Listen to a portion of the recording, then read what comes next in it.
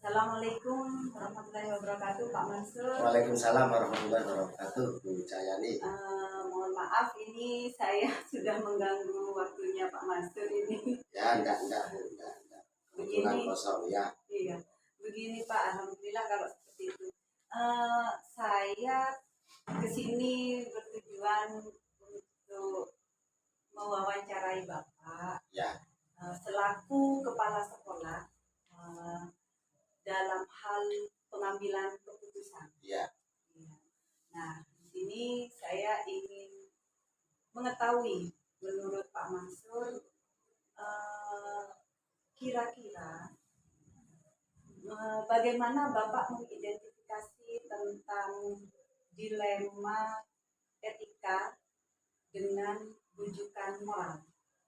Ya, jadi begini Bu Cayani, selama saya menjadi seorang kepala sekolah atau kita umumkan seorang pimpinan, memang di dalam mengambil sebuah keputusan itu memang tentu kita harus mengidentifikasi keputusan yang mau kita ambil itu kategorinya apa.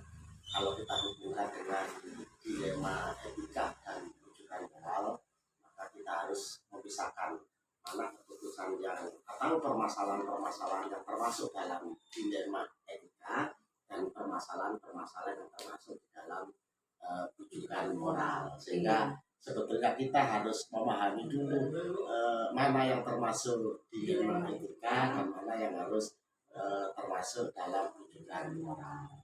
Jadi kita identifikasi dulu. Gitu ya.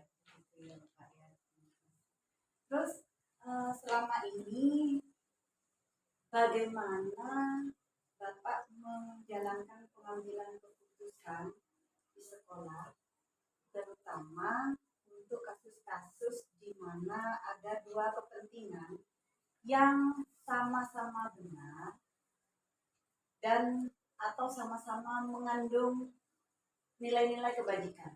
Ya. Jadi ada dua ada dua masalah. Ya. Jadi kalau ada permasalahan di mana atau ada dua kegiatan, saya mengambil contoh dua kegiatan, tetapi dua kegiatan itu sama-sama baik, sama-sama memiliki kebaikan, sehingga di situ memang terkadang kami mengalami kesulitan. Untuk itu seperti pertanyaan yang awal tadi, maka selain kita harus bisa mengidentifikasi mana yang termasuk dilema etika dan rujukan moral, maka di dalam pertanyaan yang sekarang itu kalau dua kegiatan tapi sama-sama mengandung kebaikan, maka itu berarti kan masuk ke dalam dilema etika. Iya. Masuk dalam dilema etika. Iya. Untuk itu kita mengidentifikasi lagi. Jadi kita harus, kalau bahasa saya, maka kita harus cerdas dalam mengambil keputusan. Apakah mana yang didahulukan begitu ya? Kita mengambil keputusan nanti berbasis pada peraturan, berbasis pada rasa hati kita, berbasis pada logika otomatis nanti aturan, atau berbasis pada rasa keadilan. Maka kita identifikasi dulu. Kalau boleh saya memberikan contoh, misalkan yang sering dan pernah terjadi di sekolah saya adalah ada seorang guru yang memberikan undangan, minta izin untuk mengikuti sebuah pelatihan. Ya. Padahal guru tersebut kebetulan saja guru mapel BP sekaligus lulusan kurikulum. Kan kedudukannya sangat penting di sekolah. Kalau dia mengambil dia minta izin untuk mengikuti pelatihan, maka dia meninggalkan dia sebagai guru BK dan dia sebagai urusan kurikulum. Nah, maka di situ saya harus melihat undangan pelatihan dari mana. Seandainya undangan pelatihan itu dari dinas terkait, kemudian memang isi pelatihannya itu nanti berdampak pada sekolah, kepada siswa, maka barangkali saya harus mengambil keputusan memberi izin kepada guru yang bersangkutan. Jadi itulah keputusan saya memberi izin untuk mengikuti pelatihan karena berdampak yang lebih besar kepada siswa peserta didik ya begitu ya Bapak. Sedangkan tugas ya. dia masih bisa diwakilkan oleh guru yang lain. Seperti itu ya. Diatur tiket Ya, mungkin ya ya. Bapak ya. Ya. Kemudian langkah-langkah itu tadi ya Pak ya bisa. Ya itu bisa masuk dalam langkah-langkah sebenarnya. Ya. Hal apa saja yang selama ini merupakan tantangan dalam pengambilan keputusan pada kasus-kasus dilema etika? Dilema etika tantangan Bu ya. Iya. Ya. Keputusan yang kami ambil itu terkadang masih belum apa istilahnya, masih belum bisa mengenakan semua pihak. Jadi maksud itu, hati sudah iya, adil. Jadi sebetulnya ya, kami sudah berpikir, taruhlah berpikir tingkat tinggi untuk membuat sebuah keputusan.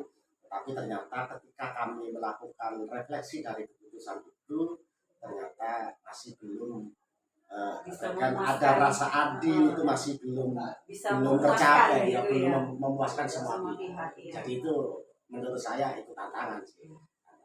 Memang benar terkadang di satu pihak kita ingin memuaskan si pihak ini, tapi ada kendala di pihak yang lain. Cuman ya kembali tadi mungkin diambil mana yang lebih penting untuk kepentingan dalam peningkatan kegiatan pembelajaran di siswa begitu ya Pak ya.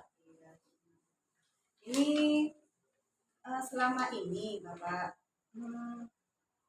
apakah ada sebuah tata cara atau jadwal dalam sebuah penyelesaian kasus dilema etika? Apakah jika terjadi suatu masalah, misalnya dilema etika, apa langsung diselesaikan di tempat, ataukah membuat jadwal untuk menyelesaikannya, ataukah mungkin dibuat bentuk prosedur atau dijalankan di lain hari gitu? Ya, jadi pengalaman kami Bu Yani, pengalaman kami di SMP kami, di sekolah kami, ada memang permasalahan-permasalahan itu yang harus diselesaikan secara spontan. Ada permasalahan-permasalahan yang harus memerlukan pemikiran lebih dalam sehingga tidak bisa diselesaikan pada saat itu, diselesaikan secara langsung nggak bisa. Sehingga dan kebetulan saja kalau di sekolah saya itu tidak menjadwalkan penyelesaian masalah itu, tidak menjadwalkan itu. Kalau ada sekolah lain yang barangkali bisa menjadwalkan, terus terang saya mengapresiasi itu. Berarti sudah tertata dengan baik sekolah. Karena pertimbangan-pertimbangan itu bisa lebih baik mungkin itu ke arah ke depannya begitu ya Pak ya. Karena kenapa demikian? Kan ada setiap permasalahan itu karakternya beda-beda. Ada yang ini mendesak dan harus diselesaikan saat ini. Ada permasalahan yang tidak mendesak dan harus dibicarakan dengan guru-guru yang lain, sehingga tidak bisa saat itu.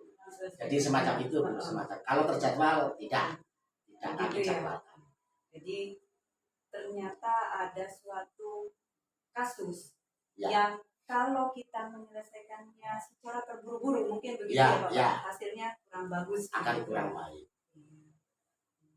Nah, dalam hal penyelesaian dilema etika itu, apakah ada faktor-faktor atau ada seseorang yang membantu Bapak dalam menyelesaikan atau mengambil keputusan yang berhubungan dengan dilema etika? Iya, saya kategorikan menjadi dua. Jadi ada permasalahan yang memang saya terkadang tidak memerlukan orang lain. Saya anggap ini prerogatif kepala sekolah, ini otoriter kepala sekolah. Sehingga saya tidak memerlukan orang lain atau guru-guru lain. Tetapi ada permasalahan-permasalahan yang memang harus dibicarakan. Ada yang secara bersama, ada yang saya minta bantuan kepada guru-guru tertentu yang memahami tentang masalah. Sehingga kita masih tetap memilah-milah permasalahan itu. Iya. Apakah ini bisa diselesaikan seorang diri oleh kepala sekolah? Iya. Apakah ada masalah-masalah yang harus diselesaikan secara bersama atau hanya dengan orang-orang? Ya, artinya kolaboratif. Ya, ya, iya. Kadang menurut ini ya mungkin ada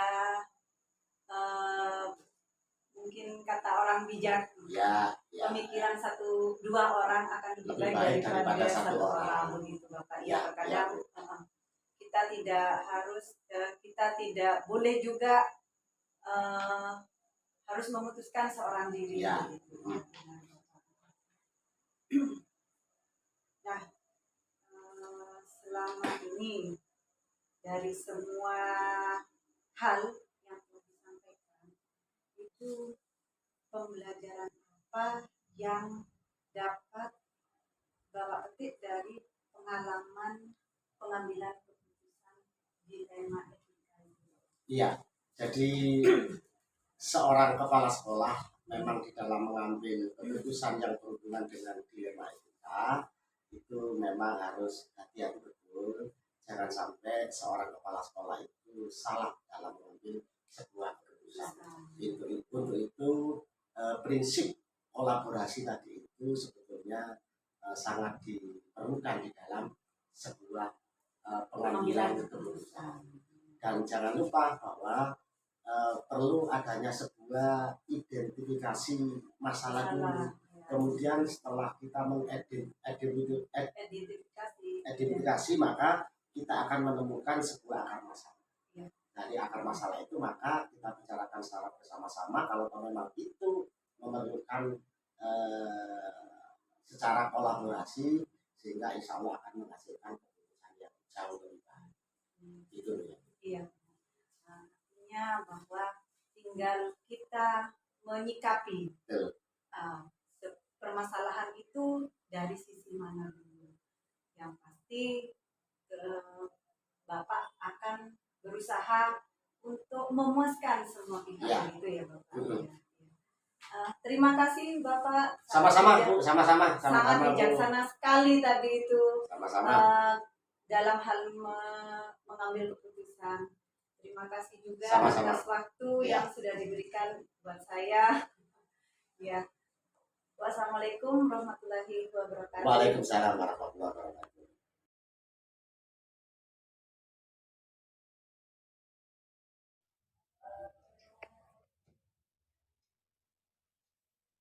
Assalamualaikum warahmatullahi wabarakatuh. Perkenalkan Bu, nama saya Cahyani Widayati. Saya calon guru penggerak angkatan 7 dari UPTD SMPN 4 Bangkalan. Adapun saya ke sini karena saya ingin mewawancarai Ibu mengenai pengambilan keputusan yang berbasis nilai-nilai kebajikan selaku pemimpin.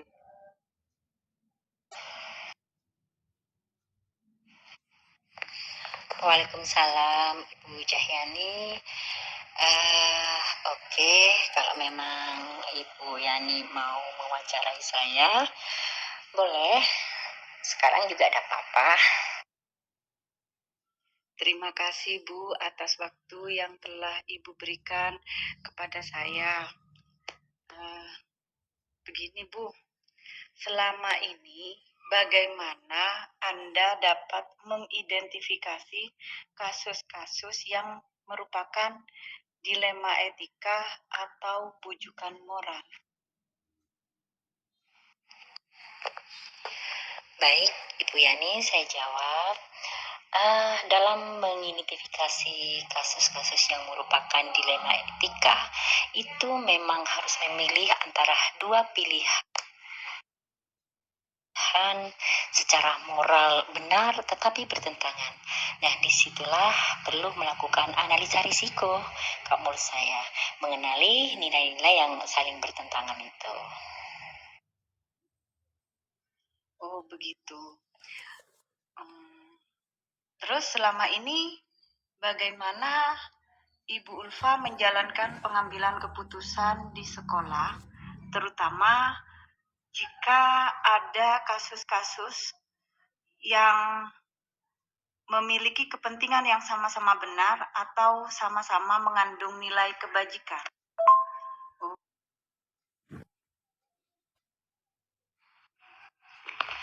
Dalam pengambilan keputusan, yang pertama memang saya harus berpikir tenang, bisa mengatur dalam pengendalian emosi, kemudian perlu berpikir kritis dan realistis dengan cara mempertimbangkan kasus-kasus dilema etika yang sama-sama benar itu, yaitu itu tadi dengan cara mengenali nilai-nilai kasus tersebut dan juga siapa yang terlibat di dalamnya, apakah itu untuk kepentingan perorangan atau lembaga atau orang banyak. Prinsipnya, pengambilan keputusan itu memberikan pemahaman kepada kita bahwa setiap orang ingin melakukan yang terbaik, baik untuk individu maupun untuk orang banyak. Begitu. Dan juga intinya dalam pengambilan keputusan itu kami berdasarkan nilai mudaratnya yang lebih sedikit dan tentunya lebih banyak manfaatnya, sehingga enak kan, tidak sama-sama merasa dirugikan begitu. Begitu ya Bu ya. Memang benar ya Bu ya. Sebagai seorang pemimpin itu ibaratnya beliau, ibu ini adalah orang tua. Begitu ya Bu ya, yang memiliki anak yang banyak dan semua anak itu pasti punya keinginan dan kepentingan yang berbeda-beda. Jadi ibu ingin memuaskan semua anak-anaknya, begitu mungkin kurang lebihnya ya Bu ya. Bijaksana sekali Ibu. Kemudian selama ini hal-hal apa saja yang dianggap efektif dalam pengambilan keputusan pada kasus-kasus dilema etika, Bu?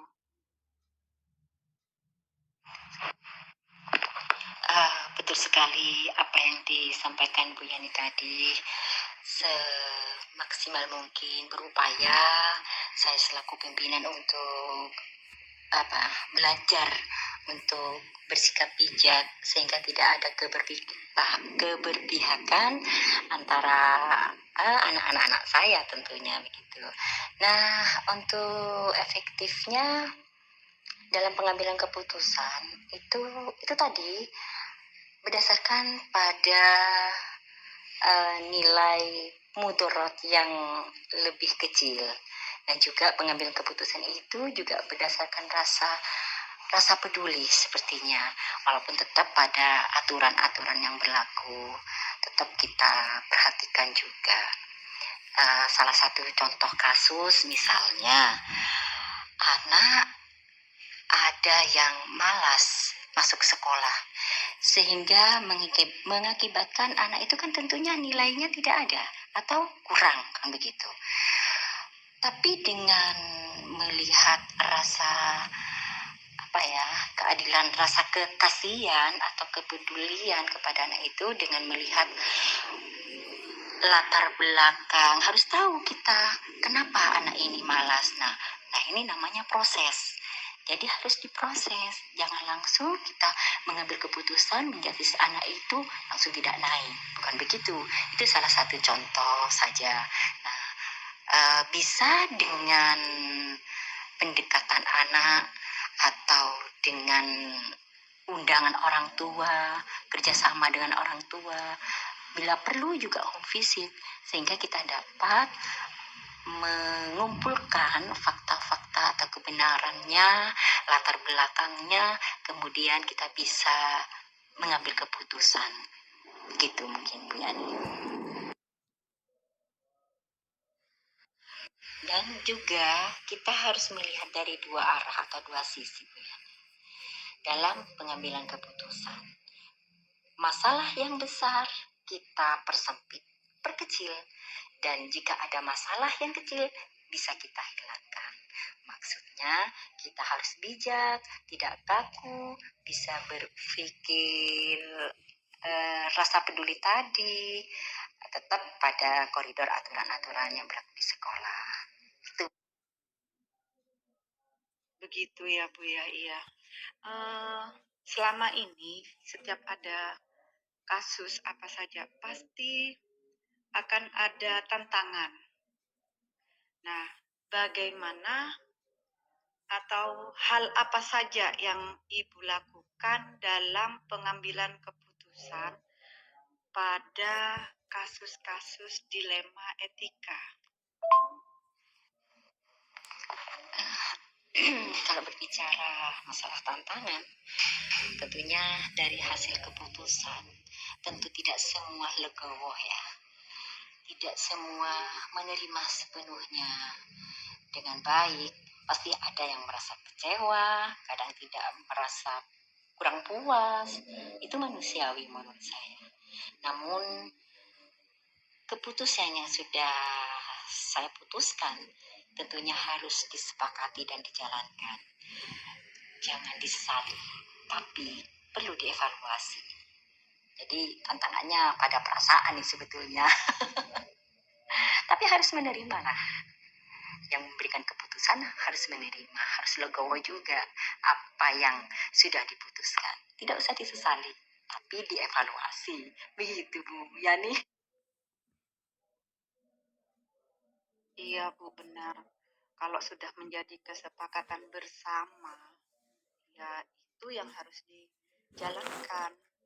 Jika ada kekurangan, itu evaluasinya nanti pada untuk perbaikan di kegiatan yang mendatang gitu ya Bu ya. Terus apakah Ibu punya jadwal khusus atau jadwal tertentu dalam penyelesaian kasus dilema etika? Mungkin ada hubungannya dengan tepat atau menunggu besok atau bagaimana atau prosedur tertentu yang akan Ibu laksanakan mungkin.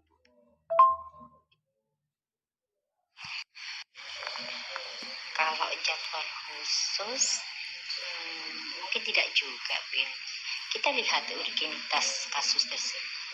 Jika prioritas kasus harus segera diputuskan, ya secepatnya kita selesaikan. Sehingga ini kan juga berdampak pada kondusivitas warga sekolah atau lembaga tentunya. Kalau misalnya jadwal khusus untuk mengambil keputusan, ya mungkin salah satu kegiatan misalnya yang perlu harus berkolaborasi dengan wali peserta didik atau orang tua peserta didik, baru kita mengadakan musyawarah di situ. Salah satu contoh misalnya akan mengadakan kegiatan LDKS di luar sekolah. Karena kami pernah di sini mengadakan LDKS di luar sekolah, bahkan di luar kabupaten, karena ini ada apa istilahnya risiko-risiko yang harus kita perhatikan yang terjelek juga dan sebagainya. Nah, untuk itu kami berkolaborasi atau mengadakan musyawarah dengan wali peserta didik dengan melibatkan komite tentunya, dan juga tentunya dengan tim-tim panitia guru-guru yang lain. Baik Ibu, berarti kolaborasi itu tetap kita pakai terus itu ya Bu ya. Karena memang namanya lembaga itu kita tidak sendirian begitu ya Bu ya. Jadi dalam pengambilan keputusan dalam kasus dilema etika atau kasus apapun, Ibu memerlukan kolaborasi untuk mempermudah atau membantu dalam pengambilan keputusan begitu ya. Baik. Nah, dari semua hal yang telah disampaikan tadi, yang saya tanyakan tadi Ibu, kira-kira pembelajaran apa yang bisa Ibu petik dari pengalaman Ibu dalam mengambil keputusan dilema etika? Betul sekali Bu Yani, dalam membantu mempermudah pengambilan keputusan kita harus bersinergi dan berkolaborasi dengan warga sekolah karena kita punya tim, dan juga pemikiran satu orang itu beda dengan pemikiran orang banyak. Nah, di mana pemikiran-pemikiran itu kita samakan persepsi yang kita angkat nanti dalam musyawarah atau forum dalam pengambilan keputusan. Nah, untuk berbicara masalah pengalaman yang dapat kami petik pembelajaran ini, yaitu tentunya buat saya pribadi sebagai pendewasaan diri. Jadi dalam mengambil keputusan tidak serta-merta berdasarkan emosi. Jadi berproses dan dapat menentukan paradigma apa yang akan kita pilih sehingga keputusan bisa diambil sesuai dengan prinsip-prinsip yang tidak ada saling merugikan. Jadi intinya juga saya kepada rekan-rekan saya seringkali memberikan istilahnya 3 kata kunci. Yang pertama itu introspeksi diri, kemudian positive thinking, dan yang ketiga kerja ikhlas. Itu yang sering saya sampaikan kepada rekan-rekan kerja saya, Bu Yani, sehingga dalam situasi ini bisa selalu kompak dan kondusif tentunya. Dan yang terakhir, prinsip saya ini hanya tambahan saja ya Bu Yani, untuk bisa menjadi orang yang bisa memberikan manfaat kepada orang lain. Itu Bu Yani. Terima kasih ya Bu Yani ya, juga sudah memberikan kesempatan Bu Yani mengajak saya untuk interview, sehingga dengan adanya ini juga bisa menambahlah ilmu untuk lebih bisa mengambil keputusan dengan baik. Terima kasih Bu Ulfa atas waktu yang Ibu sediakan untuk saya. Dari wawancara ini, dari tadi sampai sekarang ini banyak sekali ilmu yang bisa saya ambil, Bu. Dan menjadi panutan mungkin bagi saya terutama. Seperti 3 kata kunci tadi, Bu. Itu ikhlas itu memang perlu, Bu. Jadi jangan melihat sisi materinya begitu, Bu. Yang terpenting itu tadi, Bu, satu itu pesan Ibu itu. Jadilah orang yang bermanfaat. Insya Allah, Bu, itu mengena sekali, Bu. Semoga yang lain juga bisa berbuat dan melakukan hal seperti yang Ibu sampaikan tadi. Sekali lagi terima kasih Bu Ulfa atas waktunya. Terima kasih juga atas doa-doanya. Semoga Bu Ulfa juga semakin sukses terus, juga sekolahnya semakin sukses juga. Saya ikut berbangga hati bisa kenal dengan Bu Ulfa. Wassalamualaikum warahmatullahi wabarakatuh.